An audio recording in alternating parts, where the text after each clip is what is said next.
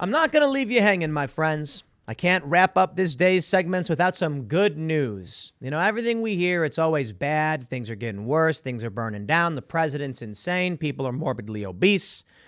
But I've got some positivity, a white pill to send your way.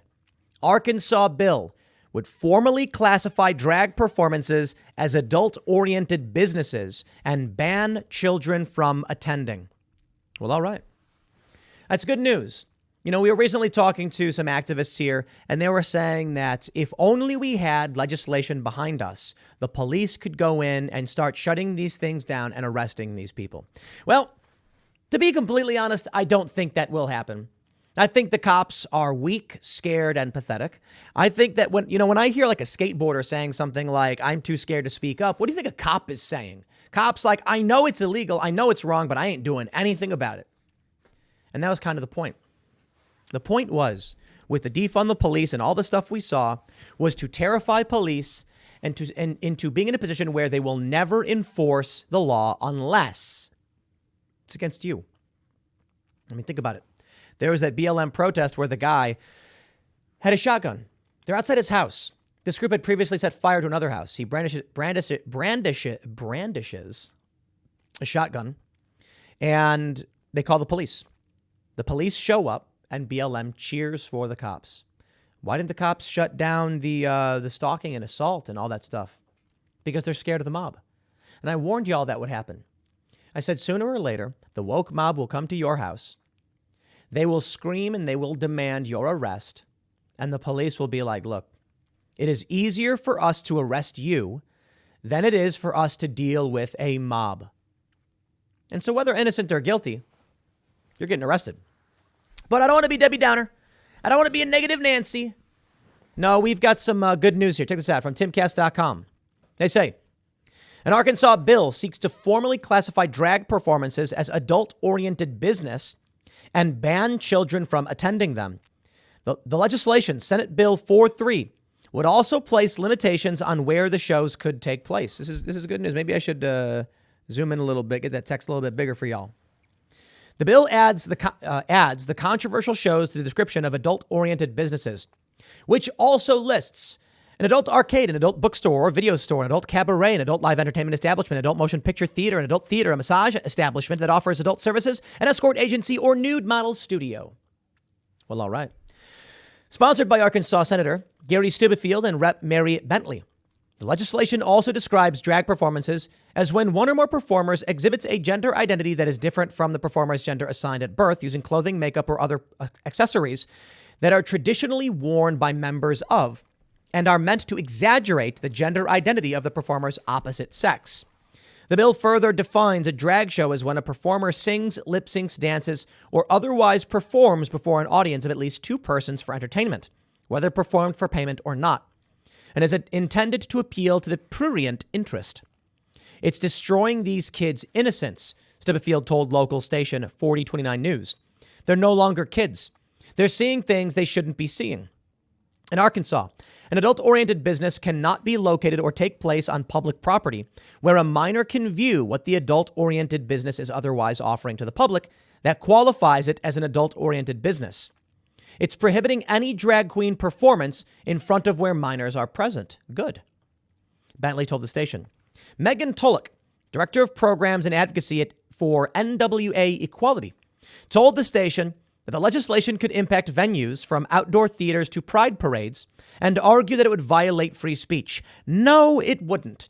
You can't show porn to kids. That's illegal. Doesn't violate your free speech. You can't put up porn on a big sign and wave it around. That's not free speech. Interestingly, though, some would argue it is.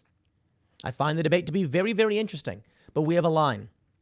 And that line is some things are inappropriate and we accept them. But this is an interesting point, right? How can we assert that you cannot show images in public? That's free speech, right? What if you're a protester and your protest against government policy is specifically that porn should be readily available and legal and you want to show it? I think nonviolent civil disobedience is good. And I think that protest that comes with breaking the law comes with you being arrested. And then I think we'll leave it up to the people to figure out if they agree with you or not. And I think overwhelmingly they will not. Thus, there's challenges. I get it. Where do we draw the line? Me, I have no problem asserting morals. I will not be manipulated by the left. They're going to say Tim Pool opposes free speech because he doesn't think that they should groom kids in public. Sorry. I believe in free speech in that you can come out and express your desire to have drag shows for kids. But to actually do the drag show for a kid is beyond just speaking your idea. I'm not going to pretend it's all easy.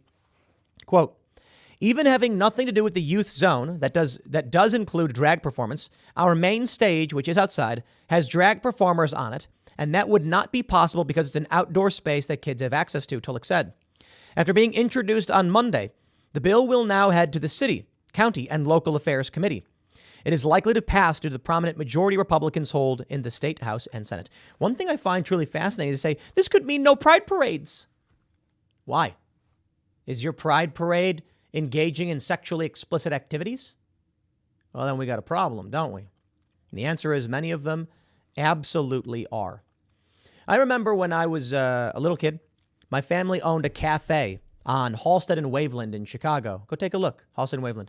It was called Java Joe's, eventually became the Kit Kat Club. I don't know what it's called now. May still be the same thing. My mom wouldn't let me go outside during the pride parades. She'd say, stay inside. It's really fascinating. As an adult, she had no problem with it, but she didn't want us going outside. Why? People were dancing around naked and doing sexually explicit things. Now, how's that okay? I never understood that. And I always took issue with it. I'm like, look, man, my issue is the double standard. People are running around naked during pride events. You can't do that. That's against the law. Why the special treatment? I don't like it. You want to change the law, change the law. You want to ban guns, change the Constitution. But why do you get to assert what is or... Hard realization, my friends. The law is less relevant than the culture. And right now, the law, it's good, I guess. But I don't know how much it really matters, to be completely honest. Seriously. Why? You are going to have cops who refuse to enforce this because of culture. So what's the point? Now, maybe this will give them the excuse they need so they can go, okay, fine, we'll make some arrests. Take a look at this. Texas's population is booming, says Axios Houston.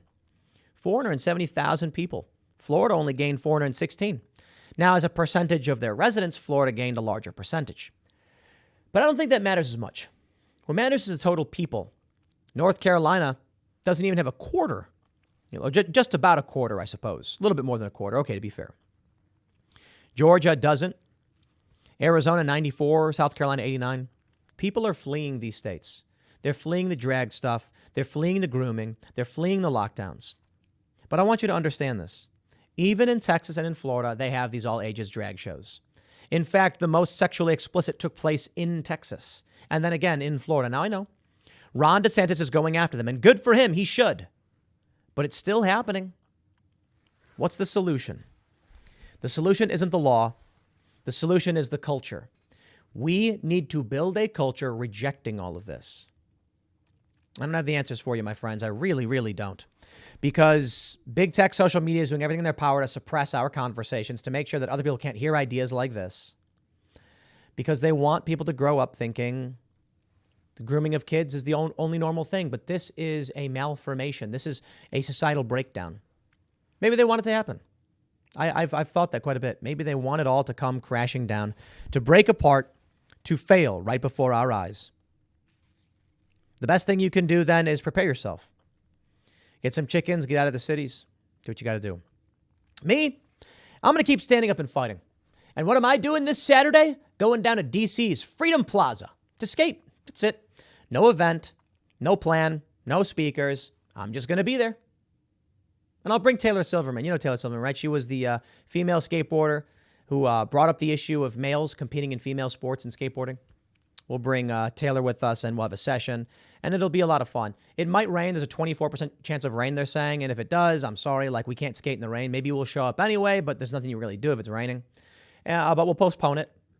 But I'll be there because I'm not backing down. I'm not going to sit back and watch this stuff and just cede all of this territory.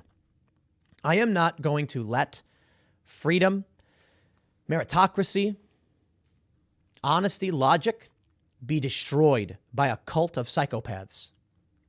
I will not allow a Soviet-style or Chinese communist-style system to arise here. And it is. Maybe I can't win on my own. But if all of you show up and stand up and come skate, maybe we can. So make the trip. Come on down. Hang out with me in D.C. I don't know exactly how it will work. There may be too many people. Heck, maybe nobody even shows up. Maybe the only people that show up are Antifa, and then I just leave. Hopefully you'll show up. We have a good time, and we stand up and we say, nah. That's simple. There's no tent, there's no speaker, there's no event, there's nothing to break down, there's nothing to chase out. It's quite literally me standing there.